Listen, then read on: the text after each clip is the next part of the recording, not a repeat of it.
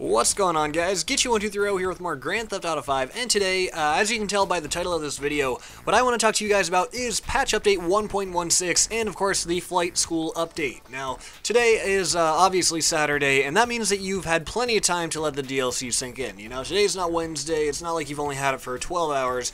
You've kind of gotten to experience it, you've seen the new clothing, you've seen the new parachutes, you've seen the new planes, and you've probably flown a few of them as well. So today, as you can see from the title of this video, what I want to talk about is my thoughts on the flight school update and whether or not it was a fail. Now, before you go and dislike the video or click off and say all you do is complain, hold on, sit back and let me explain myself and my opinion on it.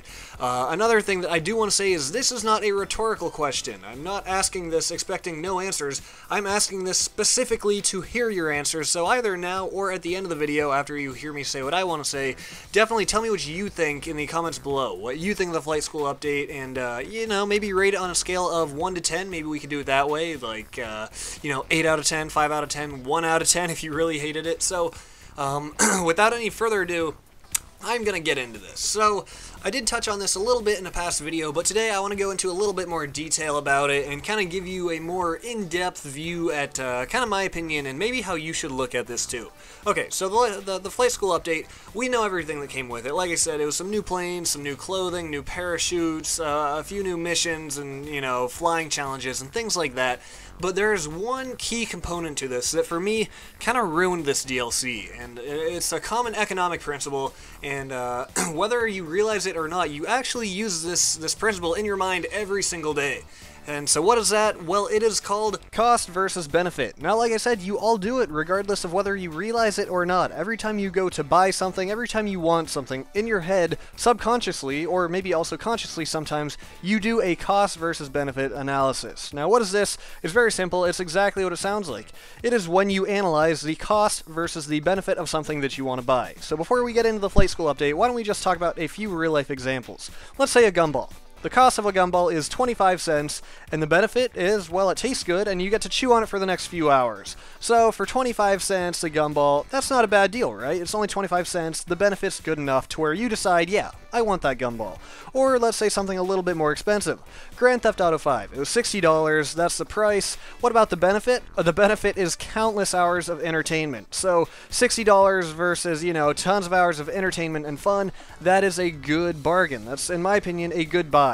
Then maybe you could go on to a new car. Let's say $16,000. That's kind of pricey, but there's a big benefit. You've got yourself a brand new car. You've got a way to get from point A to point B very quickly. You bought yourself a chunk of metal that can go over 100 miles an hour. Why not? So then we move on to the flight school update. Now, I know this isn't real money, but it's Grand Theft Auto money. But let's do a quick cost versus benefit analysis of the new planes in Grand Theft Auto 5. Now, I'm not going to pick one of the planes in particular because, as far as I'm concerned, they're all pretty much kind of the same plane, being that none of them had anything different from the other. None of them had any weapons or anything.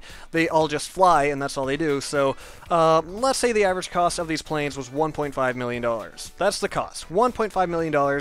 What is the benefit?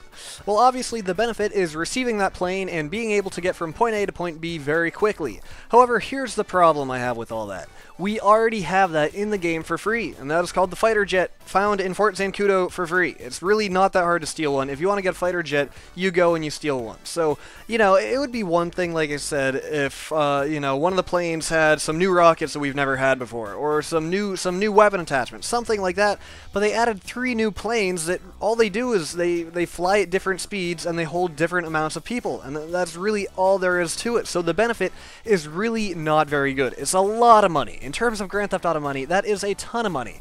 $1.5 million to earn that legitimately takes a long time. Now, I've compared these things to the monster truck in the past. The monster truck was $700,000, which is about half the cost.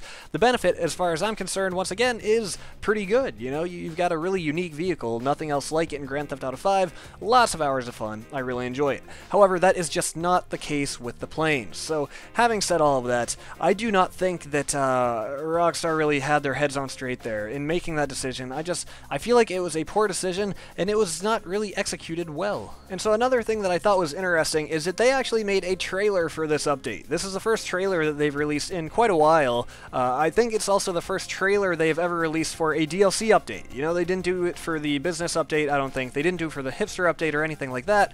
And so I thought, you know, this was going to be really good. I thought that there would be at least the Hydra. I would have bought the Hydra. However, the DLC came out. It's 3 new planes that don't really do anything special. It's just, they're kind of lame in my opinion. So, I apologize. I know I've been complaining a lot lately, but lately in Grand Theft Auto Online, there really hasn't been a lot to be excited about. So, I don't know. That's pretty much my opinion on the whole thing. Obviously, the new parachutes are cool and everything, but in the end, a parachute with my country's flag on it isn't gonna help the pain of the planes sucking, so I don't know. Overall, if I had to rate this DLC on a scale of 1 to 10, it's not that the DLC is bad. The DLC itself is not bad. What ruined it for me, and actually what made me not even buy it, not spend a single dollar on it, maybe I'll buy a parachute or a flight suit or anything, but I'm not buying any planes.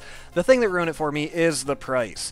If these planes would have been $500,000, maybe the most expensive one was $1 million, the DLC, in my opinion, would have been a lot better, and I would rate it a lot higher. But obviously, Rockstar wants to make their money, and $500,000 is a little bit cheap for a plane. I understand they probably want to maintain some amount of realism to this as well, so I don't know. Like I said then, it's not that the DLC was bad, it's just that everything was too overpriced. I didn't buy anything from it, and this is where I want you guys to tell me in the comments below whether or not you agree with me. Am I being way too picky here? Are the new planes actually really neat in your opinion?